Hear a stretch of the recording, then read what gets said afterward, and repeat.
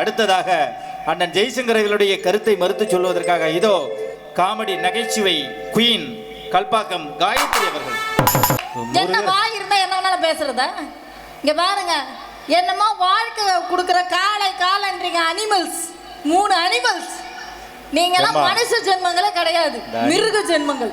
இந்த அனிமல்ஸ் வீட்ல இருக்க வரைக்கும் தான் உங்களுக்கு அந்த பூ பொட்டு மஞ்சள் குங்குமம். அதுக்கு முன்னாடி எங்க அம்மா வீட்டுல இருக்கும்போது நான் நல்லா பூவும் போட்டுமா அலங்காரமாத்தியா இருந்தேன். உங்க கல்யாணம் பண்ணி வந்து ஒரு முழை பூவை வாங்கி தர சொன்னா இந்த மூதைங்க வாங்கி கொடுக்க மாட்டேங்குதுங்க. இதுங்க கூட போராடி வாழ்ந்துக்க பாருங்க. ஓவரா பேசக்கூடாது 3 பேரும். நல்லா தெரிஞ்சுக்கோங்க. நாங்க மட்டும் உங்களுக்கு வாழ்க்கை தரலன்னு வச்சுக்கோங்களேன், அக்கரைப்பேட்டை பஸ் ஸ்டாண்ட்லயோ நாகப்பட்டினம் பஸ் ஸ்டாண்ட் பைத்தியம் மட்டும் தெரிஞ்சுக்கிட்டு தான் இருக்கணும். போனா போதுன்னு வாழ்க்கை கொடுத்து வச்சா வந்து பேசுறத பாரு. என்னங்க நினைச்சுக்கிட்டு இருக்கீங்க? எங்களுக்கெல்லாம் என்ன வேலை வெட்டி இல்லையா? உங்களை திருத்துறதுக்கு நாங்க கல்யாணம் பண்ணிட்டு வரோம். இவங்க குடிப்பாங்களா? இவங்களை திருத்தணுமா? முகர கட்டையில பாரு. எந்த குடிகாரனாவது இன்னையில இருந்து நான் குடிக்க மாட்டேன்னு சொல்லியிருக்கு, நாளையில இருந்து குடிக்க மாட்டேன்னு தான் சொல்ல. எல்லா எருமையும் அப்படித்தான். நாளையில இல்லை, என்ன பெண்களுக்கு பிரச்சனையே இல்லையா? என்ன சேலைங்களுக்கு பிரச்சனை இல்லை? இங்கே இருக்கிற பெண்களை வச்சே சொல்கிறேன். அக்கா, எத்தனை பேர் நீங்கள் வச்சிருக்க செல்ஃபோனில் சத்தியமா என் புருஷனோட ஃபோட்டோவை தான்மா நான் வால் பேப்பரில் வச்சுட்டு இருக்கேன்றவங்களும் கை தூக்குங்க பார்ப்போம். ஒரு நிமிஷம் அப்படியே கை தூக்குங்க பார்ப்போம். அதாவது சொல்லுது அவனை வீட்லேயே வச்சுன்னு இருக்கும்ல, வேலை பேப்பரில் போடி அந்த பக்கம். அவ்வளோ வைத்தறிச்சல நாங்கள் வாழ்ந்துக்கிட்டு இருக்கோம். நான் என்ன கேட்குறேன், வந்ததுலேருந்து நானும் சொல்கிறேன், மேக்கப் போடுறாங்க, புருவத்தை இது பண்ணிக்கிறாங்க, என் பொண்டாட்டி குண்டா இருக்கா, என் பொண்டாட்டி ஒல்லியா இருக்கா, முடி நீளமா இருக்கு. நான் என்ன சொல்கிறேன், பொண்டாட்டி ஒல்லியா இருந்தாலும் திட்டுறீங்க, குண்டா இருந்தாலும் திட்டுறீங்க, கருப்பா இருந்தால் கருவாச்சின்றீங்க, வெள்ளையா இருந்தால் வெள்ளைச்சின்றீங்க, எத்து பல்லா இருந்தால் தெத்து பள்ளி தேங்காய் திருவின்றீங்க, ஹைட்டாக இருந்தால் ஒட்டக்கச்சிவிங்க ஹைட்டாக இருக்கான்றீங்க. இவ்வளோ கிண்டல் பண்ணுறீங்களே. ஆண்கள் நீங்களும் தான் கருப்பா இருக்கீங்க, சிவப்பா இருக்கீங்க, சொட்டையா இருக்கீங்க, தொப்பையா இருக்கீங்க, எல்லாம் வேணா இருக்கீங்க. நாங்க ஒரு பேச்சுக்கு யோ சொட்டை, யோ தொப்பை, யோ கருவா போயிடு கூப்பிட்டா நீங்க ஒத்துக்குவீங்களா? இல்லை நான் கேட்குற ஒத்துக்குவீங்களா? எந்த ஆம்பளையும் ஒத்துக்க மாட்டாங்க. ஏன்? பெண்கள் நாங்கள் கூப்பிட மாட்டோம். ஒரு அன்பு அக்கறை, மாமா மச்சான், எங்க ஆசைங்க மனசுல அவ்வளோ ஆசை இருக்கும். இல்லை நிஜமா நீங்க யோசிச்சு பாருங்க, இவங்க கூட குடும்பம் நடத்துறதுல எவ்வளவு பெரிய கஷ்டம் தெரியுமா? இவங்க கூட தான். ஏங்க நான் இங்க தான் இப்படி பேசுனேன், வீட்டுலலாம் பேசவே மாட்டேனே. சத்தியமா சொல்றேன், எனக்கு கல்யாணம் 4 வருஷம் ஆகுது. எப்படி வீட்டுல பேச எங்க அண்ணன் கல்பாக்கத்துல இருந்து போன் பண்ணி பட்டிமன்றத்துக்கு கூப்பிடுவியே, இப்ப எல்லாம் ஏன்டா கூப்பிடுறது இல்லைன்னு என்ன கேட்டாரு. சரி, சீசன் வரும்போது கண்டிப்பா கூப்பிட்டுக்கிறேன்றேன். ஏண்டா வாயை திறந்தா மூடபலடா, பட்டிமன்றத்துல பேசுற மாதிரியே வீட்டுல வாயடிக்கிறாடா, உடனே கூட்டு போன்னு என்கிட்ட சொன்னா. அப்படி அதுக்கப்புறம் தான் உங்களுக்கு டேட்டே நல்லா. என்ன எங்க பாருங்க, நீங்க எங்க வீட்டுல வந்து பாத்தீங்களா? சிரிக்கிறீங்க. ஹலோ, அப்படிலாம் பேசப்படாது. நான் இங்க தானே இப்படி பேசுவேன், வீட்டுல பேசவே மாட்டேனே. நான் எவ்வளவு நல்ல பிள்ளை தெரியுமா? எனக்கு கல்யாணம் 4 வருஷம் ஆகுது. சத்தியமா சொல்றேன், இப்போ வரைக்கும் என் மாமியார உசுரோட வச்சிருக்கேன்க்கா. அவ்வளோ நல்ல பொண்ணு நானு. என்ன சாதாரண நினைச்சிங்களா? ஏன்னா இவங்கெல்லாம் சொல்றத பார்த்தா எங்களை என்ன கல்யாணமே ஆகாதுன்னு நினைச்சுக்கிட்டு இருக்கேன். என்னையெல்லாம் பொண்ணு பார்த்தா 300 பேர் வந்தாங்க. 300 பேரு? 300 பேரு பார்க்க வந்தாங்க, பொண்ணு பார்க்க வந்தாங்க. 300 பேரு பொண்ணான்னு பார்க்க வந்திருப்பேன், பொண்ணு பார்க்க வந்திருக்க மாட்டேன். என்ன பொண்ணு என்னடா வேண கத்துற? எல்லாம் கையை தட்டலாம்ல. எனக்கு அப்பப்போ இங்கிட்ட உட்காந்து கையை தட்டிக்கிட்டு இருந்தேன்னு வச்சுக்கேன், கத்திக்கிட்டு இருந்தா வச்சுக்கேன், உனக்கு கல்யாணம் ஆச்சுன்னா என்னோட ஒரு மொக்க ஃபிகர் தான் பொண்டாட்டியா வைக்கும். யார் கல்யாணம் ஆயிடுச்சா? அதான் இங்க உட்காந்து கத்திக்கிட்டு இருக்கேன். கல்யாணம் ஆனாலும் தான் ஒரு காலத்துல பட்டிமன்றம் கேட்டாக்கா கல்யாணம் ஆன ஆளு பின்னாடி இருப்பாங்க, கல்யாணம் ஆகாத ஆளு முன்னாடி இருப்பாங்க. இப்ப அப்படியே பாத்தீங்கன்னா உல்டாவா இருக்கு. நிஜமா தான் சொல்றேன், என்னை 300 பேர் பொண்ணு பார்க்க வந்தாங்க. அதான் சொல்லிட்டேனே, 300 பேருக்கு காஃபி. ஏன் கையாலியே காஃபி? என்ன நீங்களாம் பாக்குறத பார்த்தா எனக்கு காஃபி போட தெரியாதுன்னு நினைக்கிறீங்களா? அதான் சூப்பரா காஃபி போடுவேன். காஃபி போடுறதுன்னா பெரிய கம்ப சூத்திரமா என்ன? பாலை நல்லா காய்ச்சி கொஞ்சம் மஞ்சத்தூளும் மிளகாத்தூளும் போயிட்டா காப்பி ஆயிடுது. அது தெரியாதா எனக்கு? மஞ்சத்தூள் எஸ், அதை சூப்பரா போட்டு எடுத்துட்டு போய் கொடுத்தேன் பாருங்க. சத்தியமா என் மனைவியெல்லாம் எவ்வளவு அவ்வளவு சூப்பரா காஃபி போடுவேன். காஃபி போட்டு எடுத்துட்டு போய் கொடுத்த பாருங்க, எல்லாரும் டீ காஃபி குடிச்சாங்க. ஆனா இந்த மாப்பிள்ளை மட்டும் டீ காஃபி வேணான்னு சொல்லிட்டாரு. ஏன் அப்படி? எனக்கு ஒரே ஆச்சரியம். ஆஹா, இந்த காலத்துல டீ காஃபி கூட குடிக்காத ஒரு நல்ல பையனா இருக்கானேன்னு தனியா பேசும்போது கேட்டேன். ஏங்க டீ காஃபிலாம் குடிக்க மாட்டீங்களா அப்படின்னு கேட்டதுக்கு அவன் சொன்னால் குடிப்பேன், இப்போ குடித்தா போதை கலைஞ்சிரும்லன்றாங்க அந்த பையன். நாசமாக போகிறவன் குடியார பையலாக இருந்திருக்காங்க. ஏன் நான் என்ன கேட்குறேன், 12 மணி ஆனதும் நாங்கள் தான் போய் நின்றுட்டு ரம்மு ஜின்னு வைனு 5000 6000 மானிட்டு நெப்போலியன் பக்காடி ஓல்டு மங்க ராயல்ஸ் காஜி கல்யாணி 1848 அட்டென்ஷன் ராயல் ஸ்டாக்னு சொல்லி நாங்கள் அப்போ கேட்டுக்கிட்டு இருக்கோம். எங்களுக்கு பாண்டிச்சேரி பக்கத்துல கல்பாக்கம் இருக்கு, அப்பே தெரியும் பார்க்கடை ஓனர் பொண்ணா தான் இருப்பேன்னு. என்னமோ அவர் வந்து சொன்னாரு, ராவா ஒரு பெக்க அடி பாப்போம். ஏன்னா எங்களுக்குலாம் தெரியாதா? ஏங்க பார்க்கும் போதே தெரியாதா சொல்றேன். நான் இதெல்லாம் குடிச்சு தெரிஞ்சுக்கிட்டதா, படிச்சு தெரிஞ்சுக்கிட்டதுங்க. உட்காந்து மனப்பாடம் பண்ணி என்ன நீ வர சிரிக்கிற? நான் அந்த கடை பக்கம் வச்சு அந்த பக்கமா போகும்போது அப்படியே பாக்குறது. இதெல்லாம் நான் குடிச்சுதான் தெரிஞ்சுக்கணுமா என்ன? அவ்வளோ வயிற்றுச்சல்ல இருக்காங்க. நீங்கள் என்னமோ ஓவராக பேசிக்கிட்டு இருக்கீங்க. நான் சரி இப்போ நான் சிம்பிளாக ஒரு கொஷின்ஸ் கேட்குறேன், கேளுங்க. நாங்கள் சமைக்க தெரியலன்னு சொல்கிறீங்கல்ல, ஆமாம் எங்களுக்கு சமைக்க தெரிலன்னு. சரி சமைக்க தெரிலங்க, ஏதோ நாங்கள் சமைச்சு கொடுத்து ஒரு மீன் குழம்போ என்னமோ வச்சு கொடுக்குறோன்னு வச்சுக்கோங்களேன். எந்த ஆணாவது சாப்பிட்டு பார்த்துட்டு தங்கம் இன்னைக்கு சாப்பாடு நல்லா இருக்குன்னு யாராவது சொல்லியிருக்கீங்க? நீங்கள் நல்லா பாருங்கக்கா, சாப்பாடை தட்டில் போட்டு வச்சதும் நல்லா ஜேசிபி மிஷின் மண்ணை வாரி கொட்டுற மாதிரி வாரி வாயில் கொட்டிக்கும். நம்மளே மனசு வந்து ஏங்க சாப்பாடு எப்படி இருந்துச்சுன்னு கேட்டால் நல்லதாக இருந்துச்சு, என்ன இன்னும் கொஞ்சம் உப்பு போட்டிருந்துருக்கலாம். மூதேவி தின்னும் போது அதையும் சொல்லாது, தின்னு முடிச்சுட்டு தான் சொல்லும். நான் என்ன கேட்குறேன், முதல்ல மனைவிக்கு மரியாதை கொடுக்குறீங்களா? எந்த ஆம்பளையே அது காலையில் எந்திரிச்ச உடனே குட் மார்னிங் அது கூட வேணாம், தங்கம் சாப்பாடு ரெடியா, டிஃபன் ரெடியா, எதாவது கேட்குறீங்களா? இந்தாடி டீ எடுத்துட்டு வா, இந்தாடி காப்பி எடுத்துட்டு வா, இந்தாடி என் ட்ரௌசர் எடுத்துட்டு வா. எத்தனை டீ போட்டு கூப்பிடுறீங்க? நாங்கள் பெண்கள் டென்ஷனா இந்தாடா காப்பி, எப்படா வேலைக்கு போவேன் ஏதாவது கேட்டிருக்கோமா? கேட்போமா? கேட்டு பாராவா? என் வீட்டெல்லாம் அப்படி தான் கூப்பிடுவான் அவனை செல்லம்மா, அவரை டா அப்படிலாம் கூப்பிட மாட்டேன். மாமா மாமா, ஏன் மாமான்னு கூப்பிட்றோம்? ரொம்பலாம் அப்படியே அவசரப்பட்டு உள்ளுக்குள்ளே சந்தோஷப்படாதீங்க. மாங்காய் மனையன்றதை சுருக்கி மாமான்னு கூப்பிட்றேன், அவ்வளோ. அவ்வளோ ஒரு பேரின்பம் யூடியூப்ல ஓடிட்டு இருக்கு. அப்படியே உன் வீட்டுக்காருக்கு அனுப்பி பார்த்தாலும் ஒன்றும் பிரச்சனை இல்லை.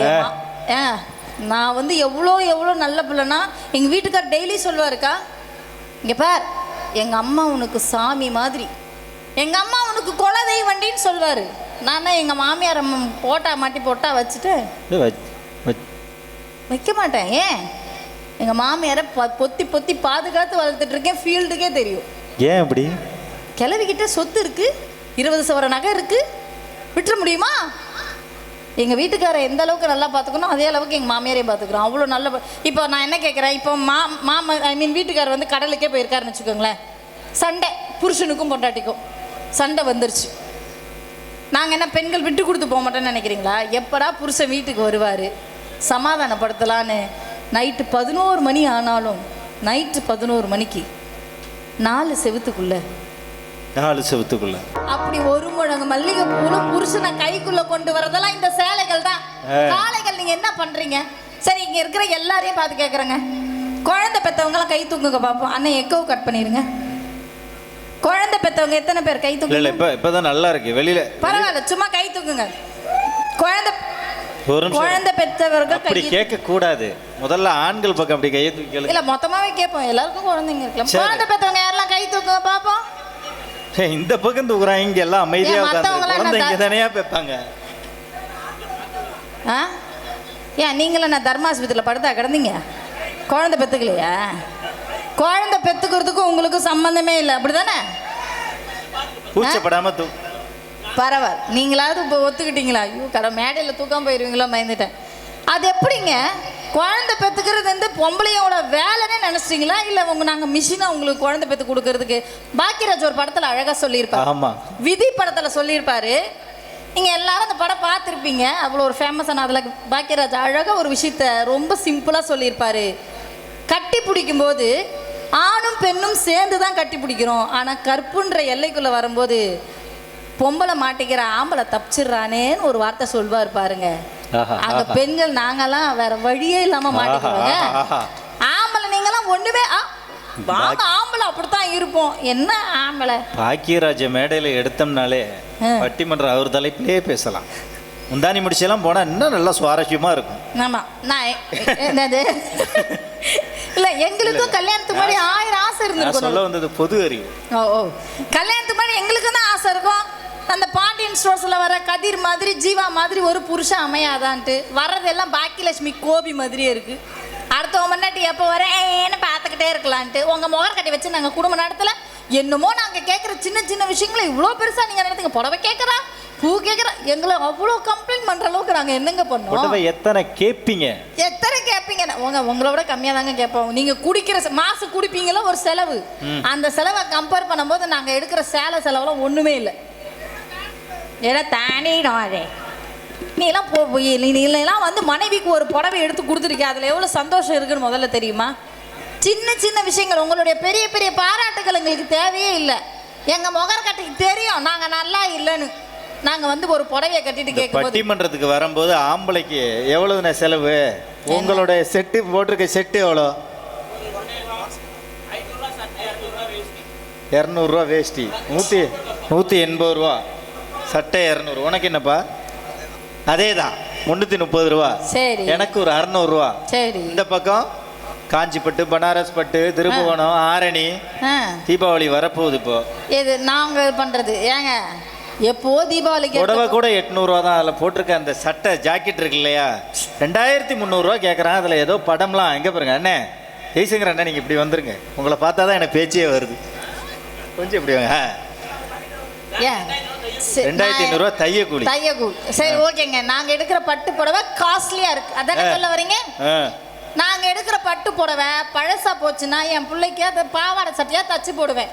அதுவும் கிழிஞ்சு போச்சுன்னா எனக்கு ஜாக்கெட்டாக அதை தச்சு போட்டுக்குவேன். அதுவும் கிழிஞ்சு போச்சுன்னா அந்த பட்டு நூலை எடுத்து காசை வந்து சேமிச்சு வைப்பேன் வீட்டில். எங்களுடைய ஒருவேளை உங்க வேட்டி இத்து போன வேட்டிக்கு என்ன இருக்கு? என்ன இத்து போன வேட்டியா? ஆமா. இந்த இடத்துல பாத்தீங்கன்னா நான் என்னுடைய தன்மானத்தை விட்டு கொடுக்க மாட்டேன். வேட்டியை சொன்னீங்களே, வேட்டி 2 கிழிச்சா என்ன ஆகும்? துண்டா கட்டிக்கலாம். சரி. 4 கிழிச்சா கர்ச்சிப்பு. அதுக்கு மேல ஒண்ணு இருக்கு மேடையில. அதுக்கு மேலையும் பாத்தீங்கன்னாக்கா இட்லி சுரத்துக்கு போட்டா துணி ஏது, அந்த இட்லியுடைய சுகமும் அப்படி மல்லிகைப்பூ மாதிரி அதுல தான் வரும். ஏது நீங்க கோமனை கட்டுற துணி இட்லி துணியா போடுவீங்க? என்ன குடும்பமே தெரியல. இல்ல ஒரு நிமிஷம். நீங்க புடவைய 4 கிழிச்சு இட்லி சுட்டு பாருங்க, வேட்டிய 4 சுட்டு கிழிச்சு இட்லி சுட்டு பாருங்க. எதுங்க நல்லா மல்லிகைப்பூ மாதிரி வரும்? ஐய தட்டி குடிச்சு வச்ச பிள்ளையார் மாதிரி உட்காந்து நல்லா கையை தட்ட வேண்டியது. சப்போர்ட்டுக்கு ஆள் சேர்க்கிறீங்க. சரி, நீங்க 4 பேரும் இறங்கி அப்படி பெண்கள் உட்காந்துருக்க பக்கமா போங்க.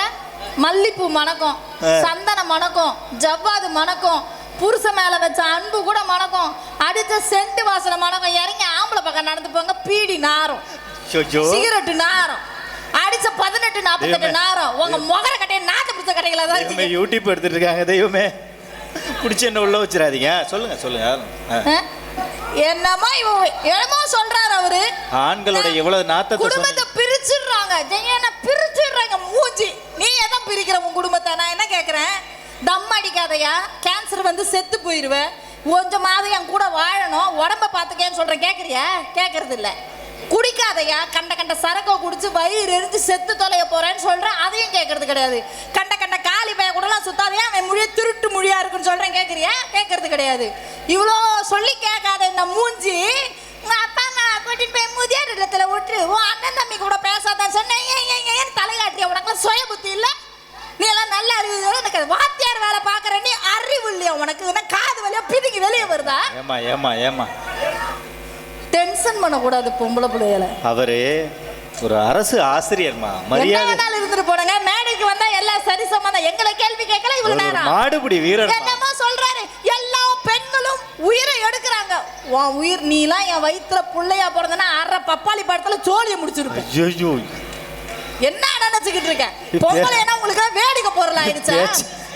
பேச்சாளர்னு கூப்பிட்டு வந்தா வேற அவதாரம் எடுக்குதுங்களே. நான் சொல்றேன். கடல் எல்லாருக்குமே தெரிஞ்சு, அதுவும் இங்க ரொம்ப பிரபலமான ஒன்று. கடல் எல்லாருக்குமே தெரியும். அந்த கடல்ல விழுந்தவனை கூட காப்பாத்திடலாம், கடல்ல விழுந்தவனை காப்பாற்றவே முடியாதுதான் உண்மை. அப்படி ஒரு நிலைமை வந்துச்சுன்னா பொண்டாட்டியை தவிர வேற யாரும் கூட வந்து நிக்க மாட்டாங்க. தாலியை கூட வித்து ஏங்க போங்க, தாலியை கழட்டி கொடுப்ப போயா, கடன் அடைச்சிட்டு நிம்மதியா வாழ்ந்து தொலைவோம். பிசினஸ் லாஸ் ஆயிடுச்சா போட்டு வாங்க காசு இல்லையா, இந்தாயா நான் இருக்கேன்ற ஒரு வார்த்தை இருக்க பாரு, உன் வாழ்க்கையவே மாத்திரும். என்ன நினைச்சுக்கிட்டீங்க? சரிங்க, நான் ஒத்துக்கிறேன். நாங்க குடும்பத்தை பிரிக்கிறோம், கலைக்கிறோம், கொடுக்குறோன்றீங்களே. நிறைவே நான் ஒண்ணு சொல்றேன் நடுவர். கல்யாணம் ஆகி 5 வருஷத்துல 2 புள்ள பிறந்த பிறகு ஒருவேளை மனைவி தவறிட்டாங்க, அதாவது மனைவி இறந்துட்டாங்கன்னு வச்சுக்கோங்களேன், அடுத்து யார் ஆம்பளை? புது மாப்பிள்ளை. ஐ ஜாலி அப்படின்னு 2வது கல்யாணத்துக்கு ரெடி ஆயிடுவான். அவனே சும்மா இருந்தாலும் கூட இருக்கவங்கள என்ன பண்ணுவாங்க, மச்சான் மாப்பிள்ளை உங்களுக்கு இல்லைனாலும் பரவாயில்ல, இந்த 2 பிள்ளைங்களுக்காவது ஒரு கல்யாணம். அவன் கேட்டானா? அவனே எப்படா 2வது கல்யாணம்லாம் ரெடியாக இருப்பான். இதுங்கெல்லாம் சேர்ந்து கல்யாணம் பண்ணி வச்சிரும். என்ன ஏய் வா ஊன்னு கத்திக்கிட்டு இருக்காதடா. சென்டிமெண்ட்டுக்காக பொண்டாட்டி போட்டாவ நடு ஹாலில் பெருசாக மாட்டி வச்சுட்டு புதுசாக ஒன்று இந்த கல்யாணம் பண்ணியிருப்பான்ல, அந்த பிள்ளைய கூப்பிட்டு வருவான். சரசு இங்கே வாமா, இதான் ஒக்கா தொட்டு கும்பிடு. அதுவும் லூசு மாதிரி தொட்டு கும்பிடும். இதுங்க ஒக்கா முட்டு புடவை, இனிமேல் இது ஓமுட்டு புடவை. இதுங்க ஒக்கா முட்டு நகை, இனிமேல் இது ஓமுட்டு நகை. இதுங்க ஒக்காவோட 2 பிள்ளைங்க, இனிமேல் இது ஓம் பிள்ளைங்களாம் பார்த்துக்கோ சொன்னால் இந்த சமுதாயம் ஏற்றுக்கோ சொல்லிக்கிட்டு திரியுது ஆண்கள்னு. அதனால் பெண்கள் நாங்கள் இதுவே எனவே புருஷன் மண்டையை போட்டாருன்னு வச்சுக்கோங்களேன், நாங்கள் 2வது கல்யாணம் பண்ணிட்டு டே குப்பு சாமி இங்கே பட்ட இதான் அவங்க நொண்ணே தொட்டு கும்பிடு. இதுங்க ஒன்று மட்டும் அண்டடாயிடு, இனிமே இது ஓமுட்டு நொண்டடாயிடு. இதுங்க ஒன்று மட்டும் செருப்பு, இனிமே இது ஓமுட்டு செருப்பு. இதுங்க ஒன்று எனக்கு நம் பெத்த 2 புள்ள, இனிமே இது ஓம் பிள்ளைய பார்த்துக்கோன்னு சொன்ன இந்த சமுதாயம் ஏற்றுக்கங்களா? 10 புள்ள இருந்தாலும் 10 பாத்திரம் தேய்ச்சாவது அந்த பிள்ளைங்களை காப்பாத்தல தவிர அடுத்த ஆம்பளைய தேடி போக மாட்டாங்க பொம்பளை. என்ன நினைச்சுக்கிட்டு இருக்கீங்க நீங்க? அதனாலதான் கவிஞர்கள் சொன்னாங்க, எத்தனை சொந்தங்கள் மண்ணில் வந்து என்ன சத்தியம் சம்சாரம் அவள் சாமி அவதாரம், அந்த பத்தினி கைகளில் பள்ளி கொண்டால் பக்தி பிரவாகம், அதுவே சக்தி உறவாகன்னு. உங்க இஷ்டத்துக்குலாம் பேசக்கூடாது. நடுவரில் வீட்டில் எல்லார் வீட்டில் ஃபேன் ஓட பார்த்துருக்கீங்களா? ஆமா, சீலிங் ஃபேன். ஆமா, இன்னைக்கு போய் திரும்ப ஒரு தடவை அதை பாருங்க. ஆண்கள் மட்டும் அந்த ஃபேனும் உங்க மனைவியும் ஒன்று. எப்படி ஓடிக்கிட்டு இருக்க வரைக்கும் ஒன்றும் தெரியாதுடி. ஒரு நாள் நின்றுடுச்சு குப்புன்னு வேத்துரும். ஐயோ நம்மளை பார்க்க ஒருத்தி இருந்தால காணாம, அப்போ தெரியும். சோறு இல்லாமல் அடுத்த வேலைக்கு எல்லாரும் கேட்பாங்க, எப்போ பாரு எதுக்குடி நொய்யி ஃபோன் பண்ணி எங்கே இருக்குன்னு கேட்குற. அடே உன் வாயில் சூனியத்தை வைக்க ஏன்டா இப்படி கொல்ற? அவன் டிவியில் உங்கள் காமெடியை நேற்றே பார்த்தேன். டான்ஸ் பார்க்காம உங்கள் காமெடியாகவே பார்த்துட்டு இருந்தான். நாளைக்கு இந்த பொண்ணு தானடா வரப்போகுது வச்சு செய்கிறான், வேற ஒன்றும் இல்லை. எல்லாரும் கேட்பீங்கல்ல எங்கே இருக்குன்னு நுய்யின்னு கேட்காத. வீட்டுக்கு தான் நான் வரப்போகிறேன், நல்லா தெரிஞ்சுக்கங்க. கேட்க ஆள் இல்லாமல் ஒருத்தர் இருப்பான் தெரியுமா? அவங்ககிட்ட போய் கேளுங்க, கேட்குறது எவ்வளோ பெரிய ஒரு சந்தோஷம் அப்படின்ட்டு. கேட்க ஆள் இல்லாத போது தான் தெரியும் என்ன பிரச்சனை, எவ்வளோ வலின்ட்டு. எல்லாத்தையும் உங்களை பற்றி யோசி, தன்னை பற்றி யோசிக்காத ஒரே ஜீவன் மனைவி மட்டும்தான். அவங்க இல்லைன்னா நீங்களாம் ஒன்றுமே இல்லைன்னு சொல்லி எப்படி நீங்கள் தீர்ப்பை எங்கள் பக்கம்தான் கொடுக்கணும்னு நான் கேட்பேன். அது அவங்க கையில் யார் எந்த பேச்சாளர் கொடுக்குறாங்க. இப்போ நீங்கள் தீர்ப்பு அந்த பக்கம் கொடுக்குறீங்கன்னு வச்சுக்கோங்களேன், அவங்க ஜெயிச்சிருவாங்க, அவங்க அறிவாளி. நாங்கள் தோத்துருவோம், நாங்கள் முட்டாள். ஒருவேளை நீங்கள் தீர்ப்பை எங்கள் பக்கம் கொடுக்குறீங்கன்னு வச்சுக்கோங்களேன், நாங்கள் ஜெயிச்சிருவோம், நாங்கள் அறிவாளி. அவங்க தோத்துருவாங்க, அவங்க முட்டாள். நாங்கள் ஜெயிச்சா நாங்கள் அறிவாளி, நாங்கள் தோத்தா நாங்கள் முட்டாள். எங்களை அறிவாளி என்று சொல்ல ஒரு அறிவாளியால் தான் முடியும், எங்களை முட்டாள் என்று சொல்ல இன்னொரு முட்டாளால் தான் முடியும் என்று சொல்லி வாய்ப்பளித்த அனைத்து நல்ல உள்ளங்களுக்கும் நன்றி கூறி வருகிறேன். நன்றி, வணக்கம். நல்லா ஒரு கையத்தட்டில் கொடுங்க. எப்படி பாருங்க, டிவியில் பேசுகிற மாதிரியே இங்கே பேசுனாங்க. நல்ல கருத்து. அதாவது எத்தனை பெண்களின் மண்ணில் இருந்தன சத்தியம் சம்சாரம் அவள் சாமி அவதாரம், அந்த பத்தினி கைகளில் பள்ளி கொள்வது பத்தினி உறவாகும். கண்ணதாசன் சொன்னதை அருமையாக சொல்லி காமெடியோடு அப்படியே சேத்துல சந்தனத்தை அப்படியே குழஞ்செடுத்த மாதிரி நல்ல ஜனரஞ்சகமாக கொண்டு போனாங்க.